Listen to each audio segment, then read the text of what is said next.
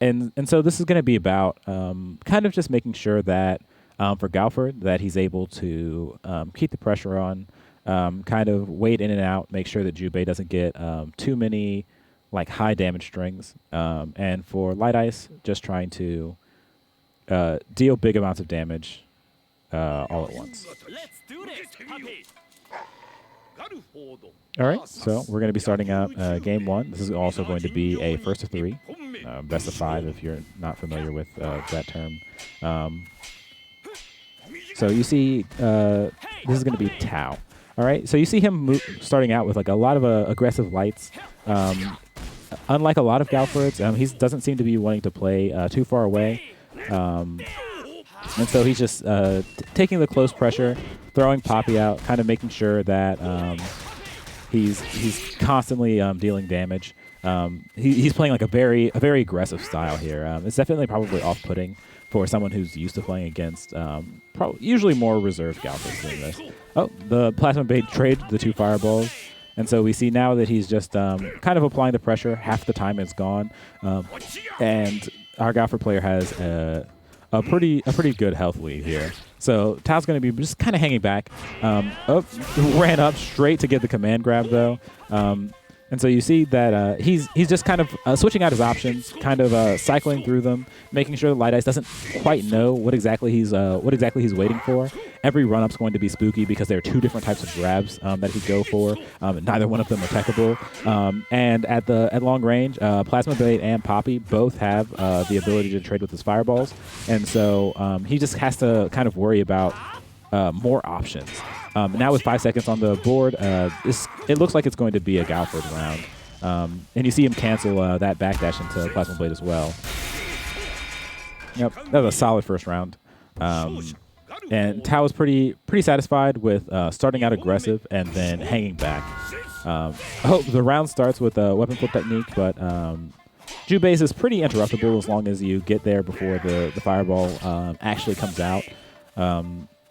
And so when they're pretty close like that, you're going to see Tao, it looks like pretty consistently answer, which is going to kind of disincentivize Lightice to just throw out those weapon flips in neutral, even when he has the full rage meter.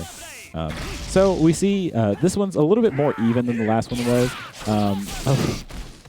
And as I say that, Galford was able to get quite a bit of damage there in just one string, about like 45%. So Eason's going to get popped. Lightice isn't trying to hold that, and just one more round kind of ends the match for him. So he's going to take with Eason active, he does have a damage boost available. So it looks like he's going to just take that boost in damage instead of looking for like the weapon flip as well. And he does gather the health lead from that too. So now it's any hit is going to be the round for Jubei, and he does take he does take that one back. Okay, so we're going to go to the final round for the game one. This is going to be big for determining who has the momentum going forward. And that was a great weapon flip. So now he's going to be just kind of applying pressure. What Lightice was looking for there was a knockdown, so he didn't have to take that damage. But he just took his weapons back and took the heavy.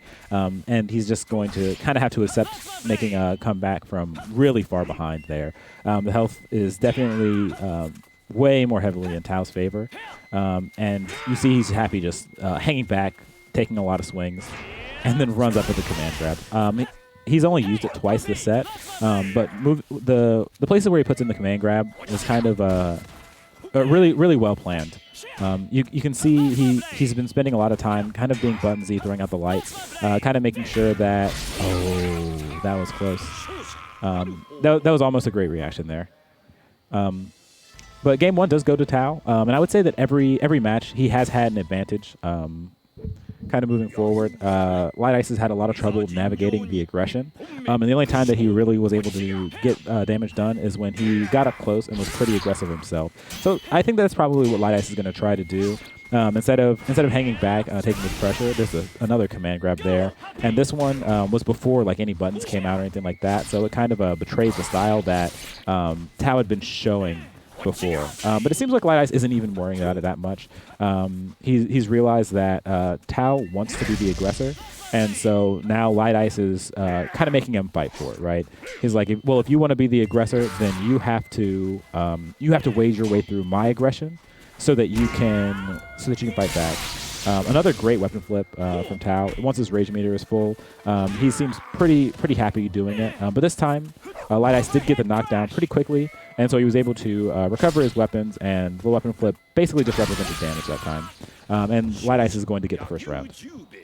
So moving into the next round, he's kind of changed the game up on Tao, right? He's kind of said, well, now I'm the aggressor, and you have to navigate the pressure if you want to deal damage, right? And so now that the dynamic is a little bit different, we see Tao kind of moving in. He's using the command grab a little bit more. You saw that in the first game, the 2 command grabs that he used were very heavily spaced out, and this time we see them near the beginning of both of these rounds. Oh, that was a pretty crazy interaction there, but Lightice got the better of it. Now both of them have full rage meters, and we see Tao's been using the weapon flip as an anti-air even quite a bit, and so now Lightice kind of has to worry about. If he were to jump in while that meter were there, then he has a little bit more to worry about as well. But here comes the Isen. Tao's really trying to avoid taking too much here in this first round. He's going to take an enhanced command grab, and he does have the opportunity now to get some pretty good damage done. But it seems like Lightice is navigating it pretty well. And once this wears off, then he's going to... Oh, there's the weapon flip again. But Lightice just pops his Isen, runs under, and he gets the medium slash for the closeout. So that's going to be 1-1. So now Lightice, you see he's kind of changed the dynamic there in the neutral. So it's going to be a little bit more difficult for Tao to kind of assert his pressure. We saw he was trying to use the command grab a little bit more to make Lightice hesitate. But we saw that he just wasn't willing to be conditioned. So going into this next round, the pressure is going to be on Tao to kind of change the dynamic again. And we see that he's kind of sticking to his guns. He's using the command grab a little bit more aggressively, and kind of just trying to hang back and throw a lot more stuff on screen. And so far we see it working out. He's done quite a few cancels from the backdash into the plasma blade, kind of keeping Lightice a little bit further away because Jubei's buttons up close are just generally a little bit better. He's gotten another normal throw. He sets up Poppy, and he's getting a lot of good damage. Even though he did take a hit that one time, I would say that probably wouldn't deter him from sticking to what he was doing. But that's going to be a lot of damage here. Now it's almost evened up, the situation that they were in.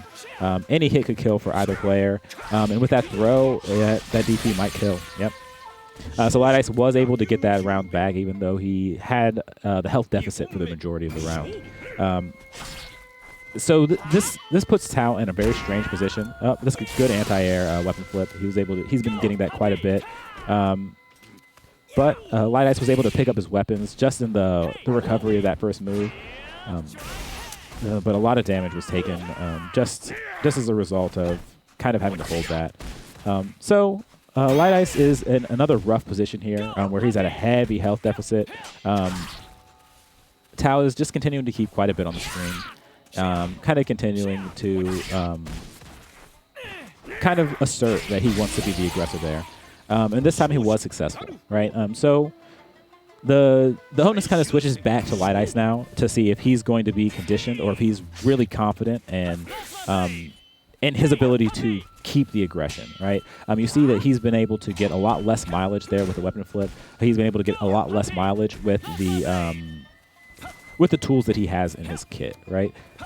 So what Lightice wants is to get real close, and the dynamic has been changed again, where Tao is kind of hanging back the majority of the time, and when he comes in, he's using Poppy setups and the command grab, just kind of to keep his aggression the way that he wants it to be, right?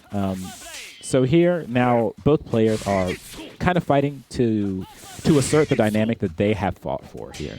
Tao kind of wants Lightice to just hang back and not be getting these like up close like 2 or 3 hit combos into the huge damage, whereas Lightice kind of wants to make sure that it is happening. another anti-air weapon flip, and with the E-Sin popped, Lightice is in a situation where if he goes to pick up his sword, then the E-Sin will come out and actually kill him right away. So he kind of had to abandon his weapons, and it just didn't work out. So Tao's going to go up in the set 2-1. And again, like Tao's kind of asserted the dynamic that he's looked for here.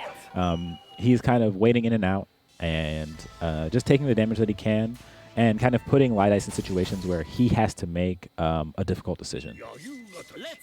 But Lightice seems pretty confident. He's going to go straight back into it. And now we kind of just see what kind of adjustment he's going to make here.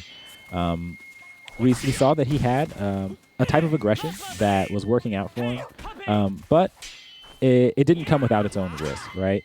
And so now we have to see if Lightice is willing to assume that risk and if he'll get rewarded for it. We see he backed all the way off yet again, and so it seems like Tao's kind of the aggression that he's gone for is kind of working out, right? He's kind of forced Lightice into playing at his pace, and now Lightice has to prove that he can play at that pace successfully at this point. So far, he does have the health lead, mostly because it seems like Tao's been making a lot of pretty aggressive moves there. Sometimes he was taking risks that he didn't really have to take, throwing out the heavy slashes, trying to get over the fireballs, when he could have actually waited. But that's a good anti-air there. And with the weapon flip, he's going to get the anti-air for the kill, and that puts him at match point. So Tao's 1 round away from moving into grand finals here. And it's now kind of on Lightice to shift the dynamic right now. It has to be done this round. It has to be done this game, or else it's just going to be Tao in the grand finals against Vato. So far, it doesn't seem to be working out. Tao's getting a lot of damage. He was able to run up, get the command grab. He hadn't used it almost at all in the last game. He's been getting a few anti-air air throws, which means that now even when he doesn't have the meter for the weapon flip, it just puts Lightice in a situation where he has to think about what he's doing. And he just runs up for the command grab, and he takes the game. It was smothering, really. The aggression just kept coming out.